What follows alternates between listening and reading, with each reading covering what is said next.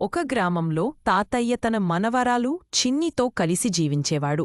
చిన్ని రోజంతా ఆటలలో మునిగిపోతూ చదువులంటే అంతగా ఆసక్తి చూపించదు.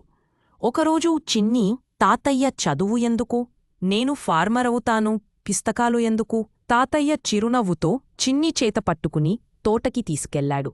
అక్కడ తాతయ్య 2 మొక్కలు చూపించాడు. ఒక్కటి నిటారుగా పెరిగిన చెట్టు, మరొకటి వంగిపోయి నేలపై పడిపోయిన మొక్క. ఇవి ఇద్దరూ ఒకే సమయంలో నాటాన్ చిన్ని. కాని నేను ఒకదాన్ని ప్రతిరోజూ నీటిచ్చా, నేలను లొసుకలుసు చేశాను. మరొకదాన్ని నిర్లక్ష్యం చేశాను. ఫలితం నీవే చూస్తున్నావు. చిన్ని ఆశ్చర్యపోయి తాతయ్య వైపు చూసింది. అలానే నీవు చదువుతో ఎదిగితే బలమైన చెట్టువుతావు. కాని చదువులని నిర్లక్ష్యం చేస్తే ఈ వంగిపోయిన మొక్కలా జీవితం బలహీనమవుతుంది.